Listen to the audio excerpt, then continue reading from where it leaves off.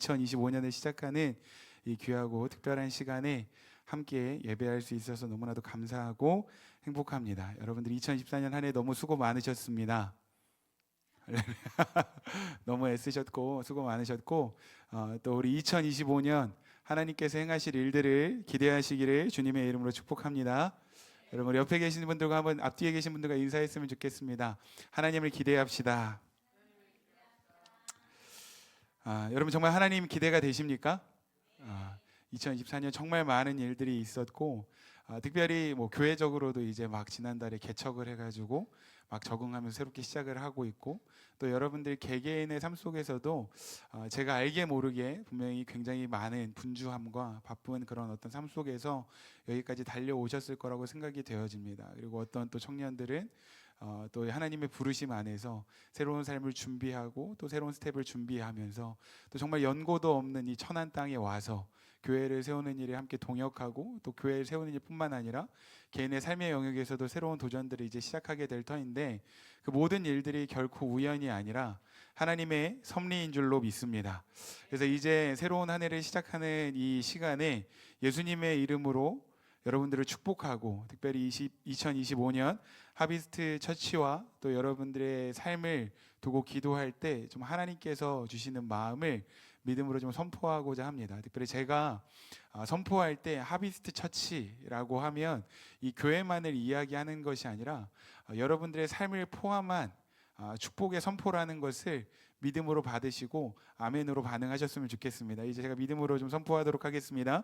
2025년은 하비스트 처치의 영적인 그릇이 준비되고 기초가 세워지는 시즌이 될 것입니다. 2025년은 하비스트 처치가 하나님과 더 깊이 연결되고 공동체적으로도 더 친밀하게 연합하는 시즌이 될 것입니다. 2025년은 하비스트 처치의 부르심과 데스티니를 확인하고 믿음의 영역이 확장되고 돌파하며 성장하는 시즌이 될 것입니다. 2025년은 하비스트 처치에 맡겨주신 데스티니를 감당할 수 있는 힘과 능력과 지혜와 필요한 자원들이 넘치도록 채워지는 시즌이 될 것입니다. 2025년은 하비스트 처치의 데스티니를 함께 감당할 수 있는 리더들이 세워지고 예배자들이 세워지고 가정들이 세워지고 적재적소에 정확하게 딱 맞는 사람들이 세워지는 시즌이 될 것입니다. 2025년은 하비스트 처치의 예배 가운데 엄청난 기름 부으심이 부어지고 예배의 제단으로부터 생명의 강이 흘러가 치유되고 회복되고 살아나며 열매 맺는 시즌이 될 것입니다.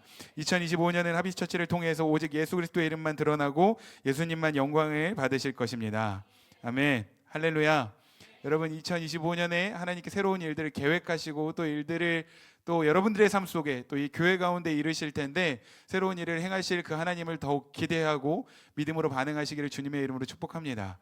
특별히 제 개인적으로 지난 몇 년 동안 굉장히 많이 훈련받고 제가 경험했던 그 영적인 원리 중에 한 가지는 뭐냐면 선포되어지는 그 말씀을 아멘으로 받고 또 내가 이제 하나님의 그 말씀에 동의한다는 그 차원에서 나의 입술로 믿음으로 선포하기 시작할 때 그 하나님의 말씀이 실제로 나의 삶에서 살아 역사하기 시작한다는 것입니다. 비록 지금 나의 현실을 볼 때 뭔가 아무런 변화의 가능성도 없고 뭔가 현실적으로는 이런 어떤 믿음의 열매들이 나타날 수 있는 가능성이 없어 보인다고 할지라도 하나님께서 나에게 주신 그 말씀, 사랑하는 하비스트 여러분, 이 하나님의 말씀은 살아있고 능력이 있는 말씀인 줄로 믿습니다.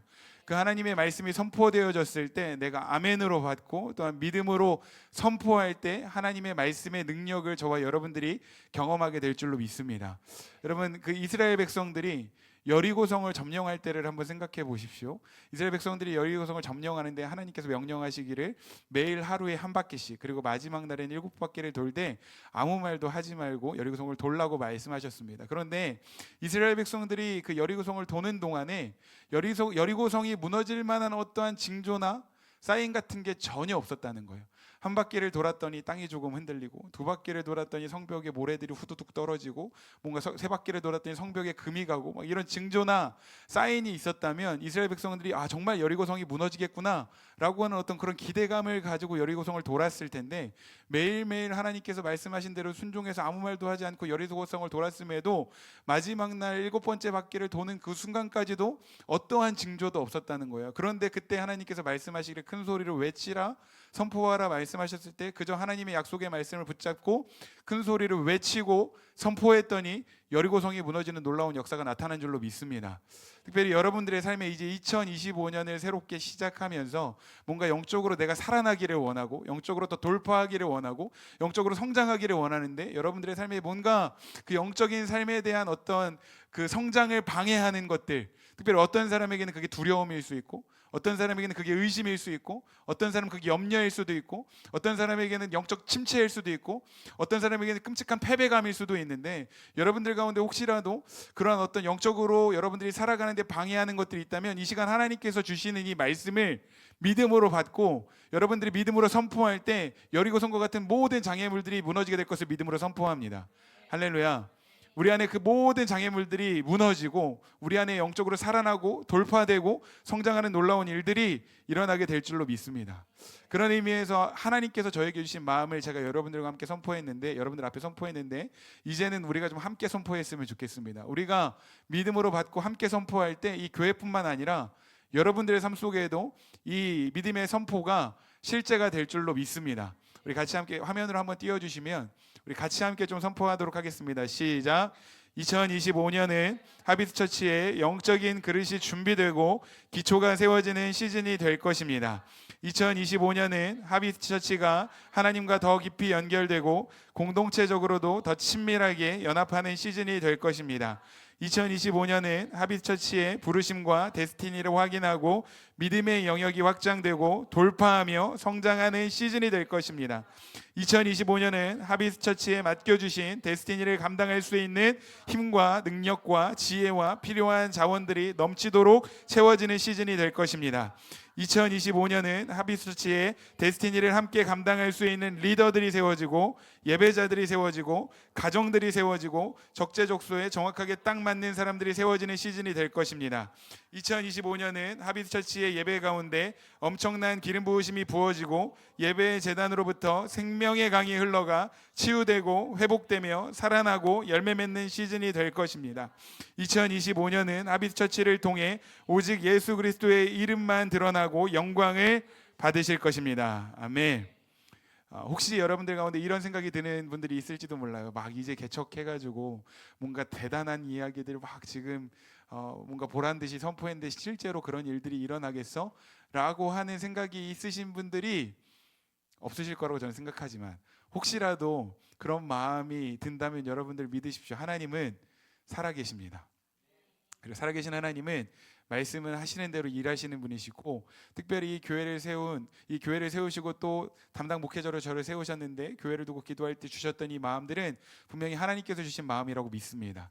저는 이 교회 가운데 일어날 일들을 기대하고 특별히 여러분들의 삶 속에서도 일어날 일들이 기대가 됩니다. 그래서 오늘 우리가 첫 번째로 송구영신 예배를 드리는데 우리가 이제 2025년을 마무리하고 2026년을 시작하는 송구영신 예배 때에는 더 풍성한 간증들을 가지고 여러분들이 나누는 그런 시간들이 있었으면 좋겠습니다.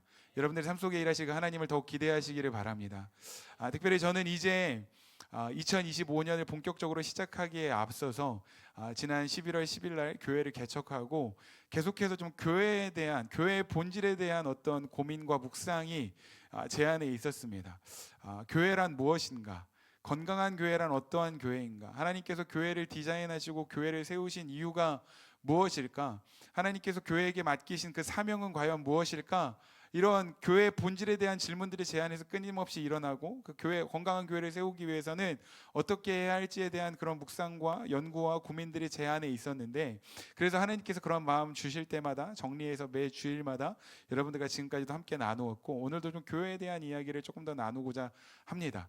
특별히 교회에 대해서 연구하고 묵상하고 좀 공부하면서 특별히 여러 탁월한 목사님들, 교회를 잘 목회하시고 목양하고 계시는 목사님들이 교회에 대해서 쓰신 책들을 계속해서 읽으면서 좀 지혜도 배우고 인사이트들도 얻고 있는데 여러분들이 잘 알고 계시는 그 만나교회를 담임 목회하고 계시는 김병삼 목사님께서 쓰신 다시 교회라는 책이 있고 그 책을 제가 읽고 있습니다. 그리고 라이트하우스 서울숲교회에 갔을 때 임영규 목사님께서 저희에게 추천해 주셨던 다시 만나는 교회 라는 책도 제가 지금 읽고 있습니다. 그리고 박영선 목사님께서 교회에 대해서 설교하신 것들을 이렇게 설교 전집으로 묶어놓은 설교집도 제가 지금 읽고 있고, 특별히 이제 레디컬이라고 하는 굉장히 유명한 책을 쓰신 데이비드 플랫이라고 하시는 분이 있는데, 그분이 복음이 울다라는 책도 쓰셨어요. 근데 그 책에 보면 교회에 대한 이야기들이 나옵니다. 근데 이런 여러 목사님들의 책을 쭉 읽으면서 여러 목사님들이 교회에 대해서 다양한 이야기들을 하고 계신데, 특별히 이것 하나만큼은 모두가 다 공통적으로 이야기하고 있다는 것을 발견하게 됐습니다. 여러 목사님들이 교회에 대해서 이야기할 때 공통적으로 이야기하는 가장 중요한 핵심 메시지는 뭐냐면, 여러분 잘 들어보십시오. 교회라고 하는 울타리 안에 머물러 있으면서 거기에만 안주하는 공동체가 아니라 상처뿐인 세상으로 나아가서 그들의 고통을 마주하고 그들을 위로하고 섬기는 공동체가 되어야 한다라고 이야기하고 있다는 것입니다. 이해하셨습니까?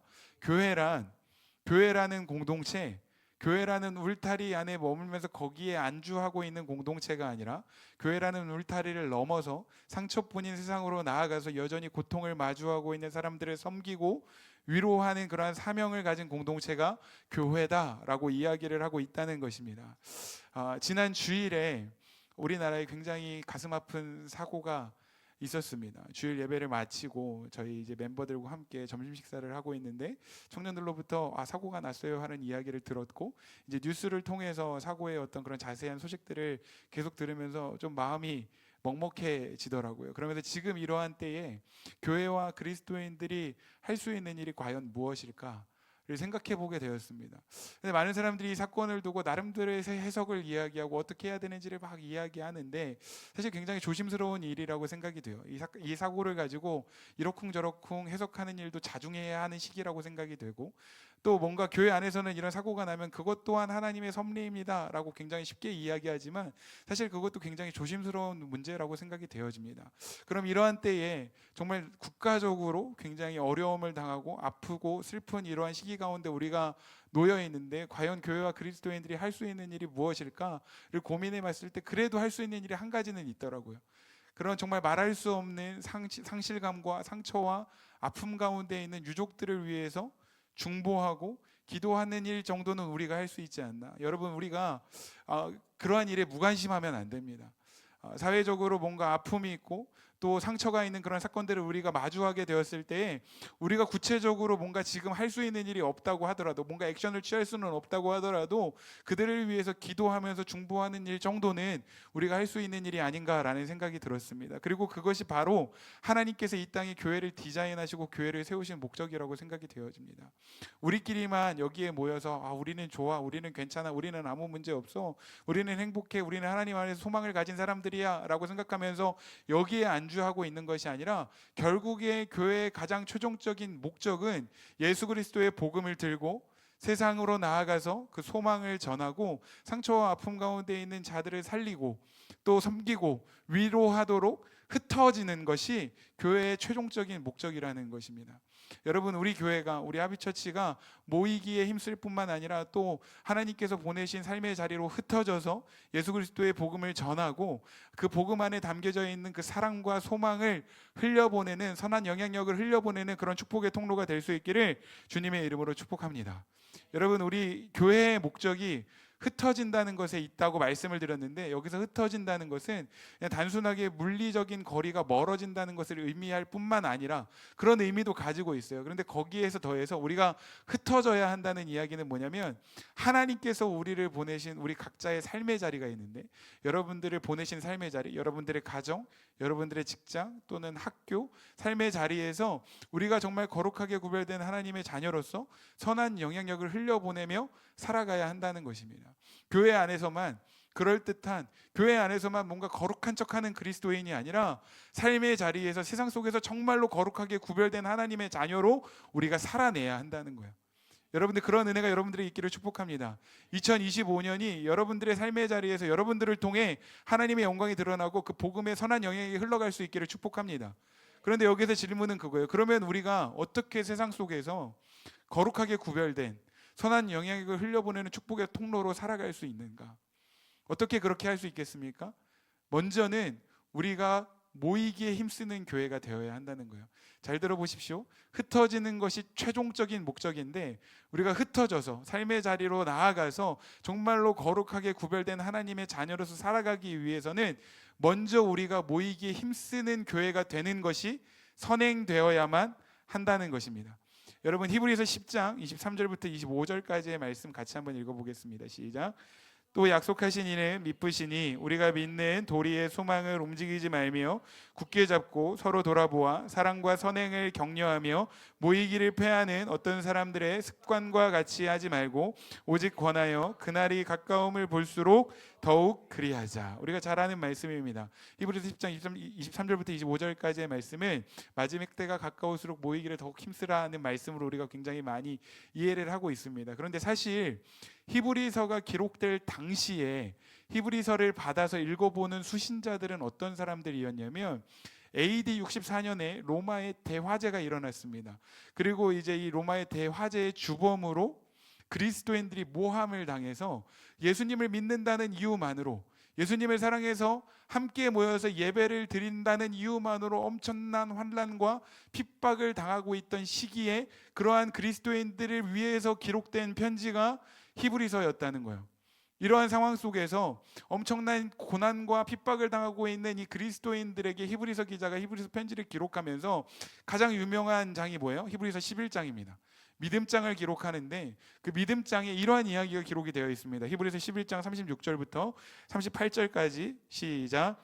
또 어떤 이들은 조롱과 채찍질 뿐 아니라 결박과 옥에 갇히는 시련도 받았으며 돌로 치는 것과 톱으로 켜는 것과 시험과 칼로 죽임을 당하고 양과 염소의 가죽을 입고 유리하여 궁핍과 환난과 학대를 받았으니 이런 사람은 세상이 감당하지 못하느니라. 그들이 광야와 산과 동굴과 토굴에 유리하였느니라. 아멘. 여러분, 지금 이 히브리서 11장 말씀을 읽으니까 어떠한 느낌이 드십니까? 아, 이런 사람들은 세상에 감당하지 못하느니라. 아, 믿음의 사람들은 엄청나게 멋있는 사람들이구나, 이런 생각이 드십니까? 그런데 사실 내용은 그렇지가 않다는 거예요. 이 히브리서 기자가 지금 당시의 그리스도인들에게 이렇게 이야기하고 있는 것입니다. 하나님의 자녀된 그리스도인 여러분, 여러분들이 예수님을 믿는 그 믿음 때문에 예수님을 사랑해서 함께 모여서 예배를 드린다는 이유만으로 때로는 채찍질을 당할 수도 있습니다. 때로는 옥에 갇힐 수도 있습니다. 때로는 돌에 맞을 수도 있고, 때로는 톱질을 당할 수도 있고, 때로는 칼에 죽임을 당하거나 세상에서 쫓겨나서 광야에서 유리하는 가난한 삶을 살아가게 될 수도 있습니다. 그러나 여러분, 그러한 환난과 어려움을 당한다고 할지라도 그럴 때에도 여러분들 결코 잊지 말아야 할 것은 여러분들을 하나님의 자녀로 구원하신 하나님은 신실하신 분이라는 사실입니다. 하나님은 실수하지 않으시는 분이십니다. 그러므로 하나님의 말씀을 붙잡고 항상 모이기를 힘쓰며 사랑으로 서로 격려하는 공동체가 되어야 합니다라고 지금 히브리서 기자는 이야기하고 있다는 것입니다. 사랑하는 하비스트 여러분, 그러니까 히브리서 10장 25절의 말씀, 그날이 가까움을 볼수록 모이기에 더욱 힘쓰라는 이 말씀은요, 굉장히 영적으로 엄중한 명령이고 도전이라는 것입니다. 여러분, 제가 처음 이제 서산성결교회에서 사역을 하는데 다 거의 대부분 이제 서산성결교회 출신이잖아요. 그런데 제가 서산성결교회에서 사역을 하면서 처음에 굉장히 놀라고 도전을 받았던 것이 무엇이었냐면, 서산성결교 하면 이 학생들이 엄청나게 부흥하는 교회, 또 청년들이 부흥하는 교회였는데, 학생들과 청년들이 와, 이렇게 영적으로 살아있고 부흥할 수 있는 이유가 과연 무엇일까를 제가 보면서 굉장히 놀랐습니다. 물론 굉장히 탁월한 영적인 리더십들도 있었고 또 헌신된 많은 선생님들도 있었지만, 무엇보다 제가 가장 놀랐던 건 정말 헌신된 청년들이 있었다는 거예요. 특별히 모이기에 힘쓰는 청년들이 있었다는 것입니다. 아주 예전에 여러분들도 다 아시겠지만 서산교회에 굉장히 특별한 문화가 있었어요. 그게 뭐냐면, 평상시에는요 서산에 있는 청년들이 별로 없습니다. 다 주중에는 서울에, 또 뭐 대전에, 또 천안에, 세종에, 막 심지어는 포항에, 전국 각지에 이렇게 주중에 흩어져 있다가 금요일 밤만 되면 그 청년들이 다 서산으로 다시 모여들기 시작하는 거예요. 그래서 금요일 저녁에 같이 함께 예배를 드리고 기도하고, 토요일 또 주일 맡겨진 사역들을 감당하면서 그렇게 헌신하는 청년들이 있었기 때문에, 모이기에 힘쓰는 청년들이 있었기 때문에 당시에 서산교회에 그런 부흥의 열매들이 있었던 것이 아닌가라고 생각이 되어집니다. 물론 시간이 지나가면서 뭔가 그런 모임의 헌신에 대한 야성과 열정들이 조금 식어지기는 했지만, 그럼에도 불구하고 여전히 그러한 어떤 헌신적인 청년들, 하나님께서 맡겨주신 그 사명의 자리를 끊임없이 책임지고 모이기에 힘쓰는 청년들이 있었기 때문에 서산교회에 그런 엄청난 부흥과 도약과 돌파가 있었다고 저는 확신합니다. 그리고 간절히 바라기는 저와 여러분들 가운데 그런 야성과 그런 열정이 있기를 주님의 이름으로 축복합니다. 너무나 감사한 것은 이제 우리 주연이도 내일 모레면 이제 서산에서 천안으로 이사를 오고, 또 이제 몇 개월 뒤면, 한 1, 2개월 뒤면 이제 승엽이도 이제 이사를 오게 될 터인데, 이사를 오는 것 자체만으로도, 서산의 그 삶의 터전을 뒤로 하고 모든 것을 다 포기하고 천안으로 이사 오는 것 자체만으로도 너무너무 대단한 일이라고 생각이 되어지는데, 제가 더 감격했던 건 뭐냐면, 그렇게 이사 올 집을 찾아보는데 자기가 취직할 직장 가까운 곳에 집을 찾는 것이 아니라 교회 근처에, 교회와 가까운 곳에 집을 찾겠다고 이렇게 집을 알아보는 그러한 모습들을 보면서 너무너무 감사하고 하비스트 교회에 대해서 더 기대가 되었습니다. 그런데 어떻게 보면요, 이 청년들의 모습을 보면 말이 안 돼요.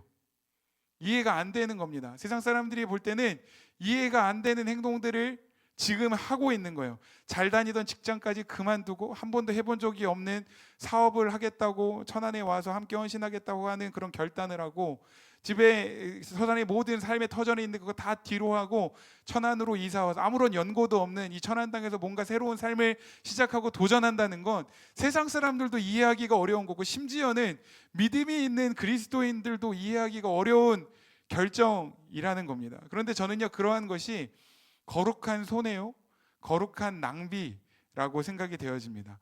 여러분, 우리가 우리의 인생에 하나님께서 부르신 그 사명을 감당하기 위해서 내가 거룩한 손해를 감수하고 거룩한 낭비를 감수해서 내 인생의 배수의 진을 치고 내가 벼랑 끝에 설 때 누리는 가장 큰 축복이 무엇입니까? 그 벼랑 끝에서 하나님을 경험하게 된다는 거예요. 하나님의 마음을 더 선명하게 경험하게 된다는 거예요. 생생하게 나의 삶 속에 일하시는 하나님의 은혜를 경험하게 된다는 겁니다. 여러분, 오해하지 마십시오. 여러분들이 거룩한 낭비를 하고 거룩한 손해를 보고 여러분들이 하나님 앞에 헌신했다고 해서 여러분들이 무조건 부자가 되고 무조건 재정적인 축복을 받게 될 것이라고 말씀드리는 게 아니에요. 물론 저는 여러분들이 잘 되고 부자가 되고 여러분들이 정말 거룩한 재정 축복의 통로가 되기를 원하지만 그러지 않을 수도 있다는 거예요. 우리는 항상 그렇게 생각해요. 헌신하면 그러한 결과가 있어야 한다고 생각합니다. 그런데 그런 결과가 없을 수도 있다는 거예요. 진짜 큰 축복은 뭐냐?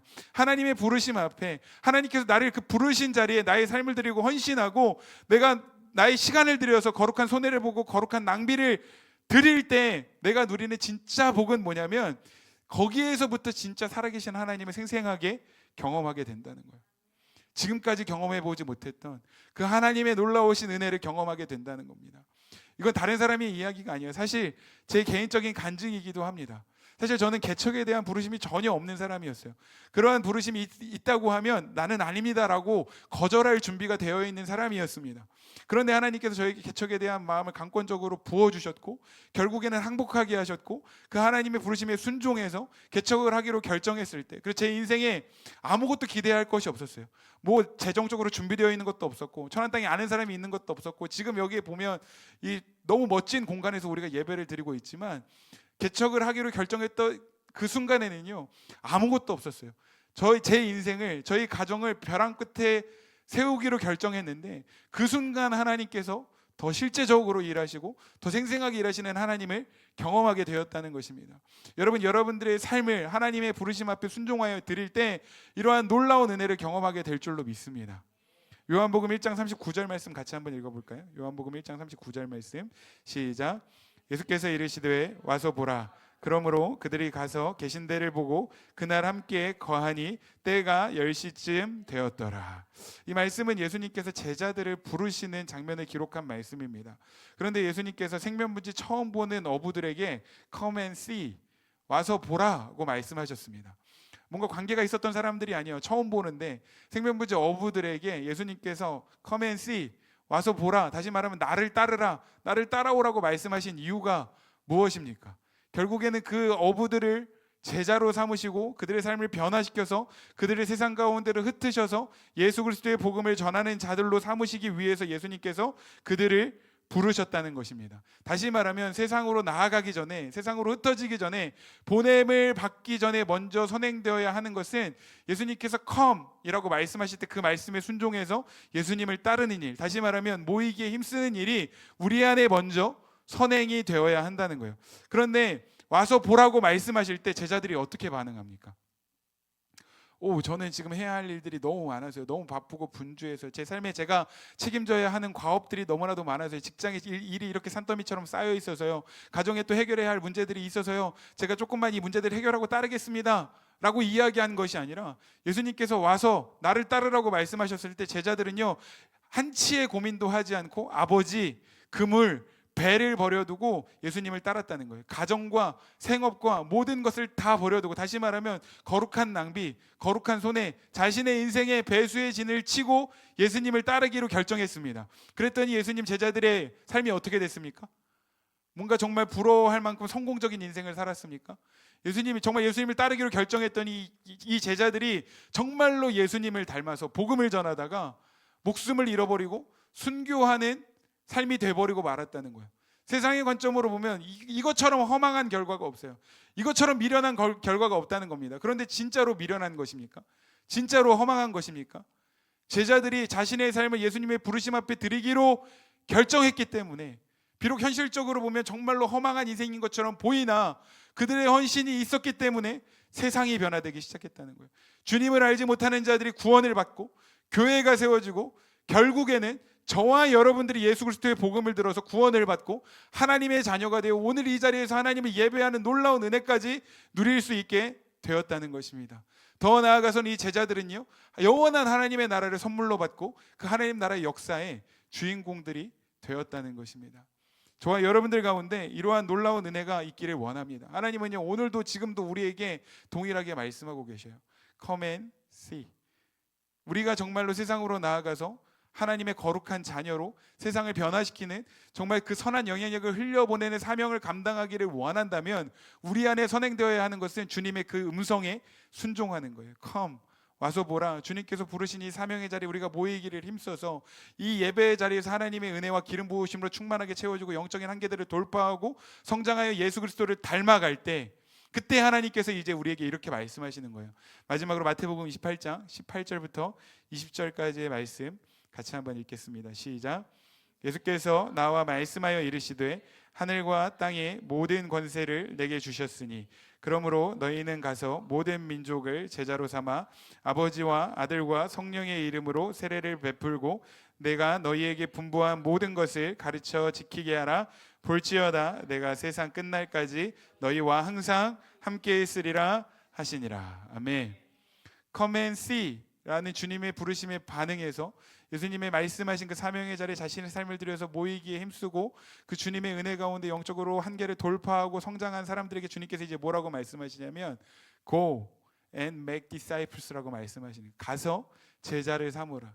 여러분 기억하십시오. 우리가 세상으로 가기 전에 먼저 준비되어야 할 것은 하나님께서 부르신 이 예배의 자리에서 하나님의 영으로 충만하게 채워지는 것입니다. 그리고 그 은혜로 충만하게 채워진 우리가 세상으로 나아가서 그 생명의 선한 영향력을 흘려보내는 사명을 감당하기를 원하신다는 거예요. 2025년에 우리 하비스 처치와 여러분들의 삶이 이러한 은혜가 있기를 원합니다.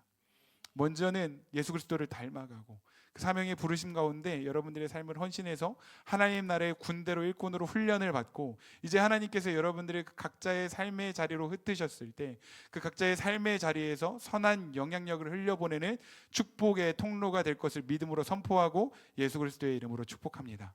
그렇게 일하실 하나님을 더욱 여러분들 기대하십시오. 기도하겠습니다.